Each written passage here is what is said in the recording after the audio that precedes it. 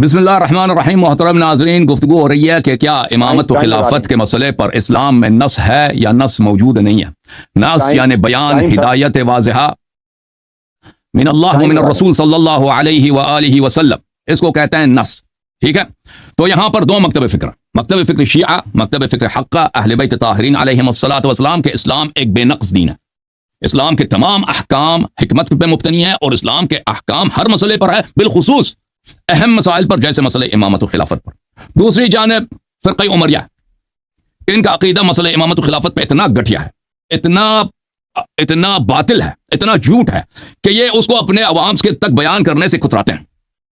ٹھیک ہے نا. ان کا عقیدہ کیا ہے؟ ان کا عقیدہ یہ ہے کہ اللہ رسول صلی اللہ علیہ وسلم نے کوئی بیان ہی نہیں کیا. ایسے جھوٹ میں کہہ رہا ہے کہ الیوم اکملت لکم دینکم، دین کامل بھی ہے، اور سب سے اہم مسئلہ بتا کر نہیں گیا. اور خلیفہ شرعی بنتا ہے. شریعت کیا ہے؟ یعنی قرآن و سنت. اور یہ کبھی جواب نہیں دیتے. بھائی ایک چیز جو قرآن و سنت میں بیان ہی نہیں ہے، وہ شخص خلیفہ شرعی کیسے بنتا ہے؟ فاسق فاجر خلیفہ بن جاتا ہے. تلوار کے ذریعے سے جو قتل عام کر کے مسلمانوں کو پاورفل کنگ بن جائے، وہ خلیفہ بن جاتا ہے، وارث رسول صلی اللہ علیہ وسلم بن جاتا ہے، اور شرعاً اس کی طاعت واجب ہے، شرعاً اس کو زکات دینا واجب ہے، شرعاً اس کے پیچھے نماز پڑھنا جائز ہے، چاہے وہ دل میں کافر ہی کیوں نہ. اس کے علاوہ وراثت کے ساتھ بن جاتا ہے. اس کے علاوہ یعنی جو ان کے خلفاء کے طریقہ کار تھے، جتنے فاسق فاجر خلیفے آئے انہوں نے خلافت جس طریقے سے اپنے رشتہ داروں کے لیے بنائی، اپنے لیے بنائی، انہوں نے سب اس کو شرعی بنا دیا. دلیل ولیل کچھ بھی نہیں ہے.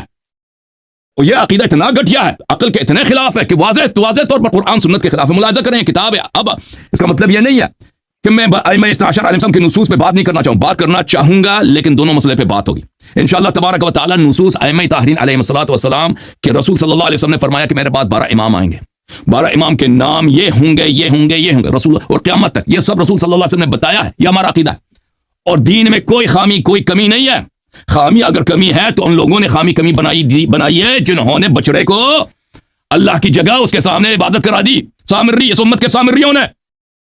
اچھا ملاحظہ کریں، یہ کتاب ہے محترم ناظرین، الاسلام و اصول الحکم، اسلام اور حکومت اور خلافت کے احکام، العلاقہ والحکومہ فی الاسلام، حکومت کے احکام. علی عبد الرازق یہ مصر میں الازہر کے گریجویٹ ہیں اور بہت بڑے قاضی گزرے ہیں، بہت بڑے جج گزرے ہیں مصر میں. یہ کتاب سنہ 1925 میں چھپی ہے مصر میں. اس کتاب میں ملاحظہ کریں میرے محترم ناظرین، یہ صاحب فرماتے ہیں، صفحہ نمبر ہے 16، ان لعجیب عجب.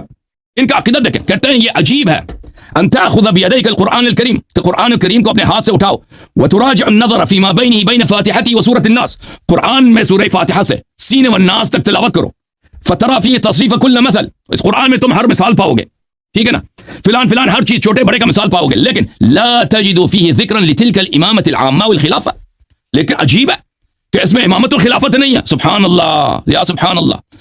اللہ نے کتاب نہ، تمہارا یہ عقیدہ نا کہ کتاب اللہ میں امامت خلافت نہیں ہے، اور اللہ نے کہہ دیا الیوم اکملت لکم. یہ نوٹ کرو یہ سوال مولوی صاحب، آپ تو جواب نہیں دے سکیں گے، آپ کے اکابر کے فرقے سے کہہ رہا ہوں، ٹائم قیامت تک ہے، اس کا جواب دے کے دینا. الیوم اکملت لکم دینکم جھوٹ ہوا نا.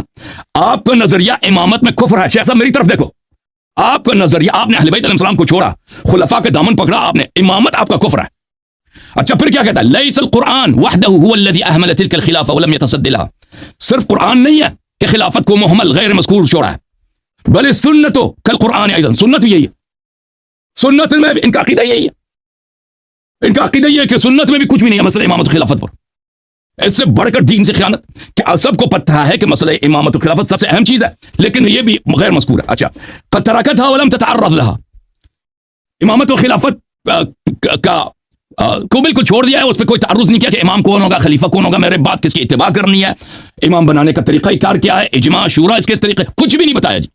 يدلك على هذا ان العلماء لم يستطيعوا ان يستدلوا في هذا الباب بشيء من الحديث. آپ کے لیے کافی ہے جو امام بننے کے 3 طریقے کار ہیں، بیعت ہے، اور اللہ آپ کا بھلا کرے الغلبہ ہے، اور توریث نسب ہے. علماء نے اس کے پاس کوئی حدیث نہیں ملی اس 3 طریقے پر. اچھا یہ اس کتاب پر، یہ کتاب کس مسئلے پہ لکھی ہے؟ مسئلہ امامت و خلافت پر ایک بڑے عالم نے لکھی ہے. اس کے علاوہ محترم ناظرین، یہ کتاب ہے الامامۃ العظمی عند اہل السنۃ والجماعہ، تعریف عبداللہ ابن عمر بن سلیمان الدیمجی. یہ بھی کتاب اصل مسئلہ امامت و خلافت پہ لکھی گئی ہے کہ مسئلہ امامت و خلافت جماعت عمریہ کے نزدیک کیا عقیدہ رکھتے ہیں اس مسئلے پر.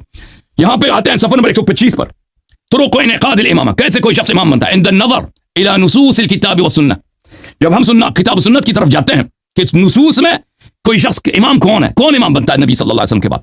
لا نجد هناك نصا صريحا في تعيين الطريقة التي تثبت بها الامامة للامام. ہمیں کوئی طریقہ ہی نہیں ملتا کہ نبی صلی اللہ علیہ وسلم کے بعد امام کون ہوگا، اس کے بعد کون امام ہوگا، اس کے بعد کون امام ہوگا، اس کے بعد حاکم کون. کوئی طریقہ ہی نہیں جی. دین کامل ہے، طریقہ کوئی نہیں جی. اور تمہارے نزدیک اللہ نے غدر کیا، اللہ نے خیانت کی مسلمانوں کے ساتھ، نبی صلی اللہ علیہ وسلم نے دین کو ناقص رکھا. وَلَيْسَ ثَمَّةَ إِلَّا النُّصُوصُ الْعَامَّةُ، کہتا ہے نصوص عام ہے کہ بھئی مشورہ کرو. وہ تو مشورہ امامت کے لیے نہیں، وہ تو ایسے ہی کسی بھی کام کے لیے مشورے کے لیے کرو. لیکن جیسے حدیث شورا وغیرہ یا آئے شورا، وہ امامت و خلافت کے لیے نہیں ہے. اچھا تو خلیفہ ان کے ہاں بنتے کیسے میرے محترم ناظرین؟ یہ کتاب الصواعق المحرقہ فی الرد علی اہل البدع والزندقہ، تالیف ابن حجر الہیتمی،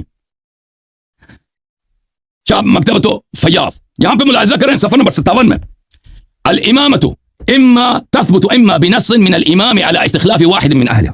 امام بنانے کے 3 طریقے ہیں کہ پچھلا امام اگلے امام کو امام بنائے گا. حدیث ہے کوئی؟ حدیث ودیث کوئی نہیں ہے. ایک خلیفہ مرتا ہے، اپنے بیٹے کو اپنے بھتیجے کو خلیفہ بنائے، خلیفہ بن جاتا ہے شرعی.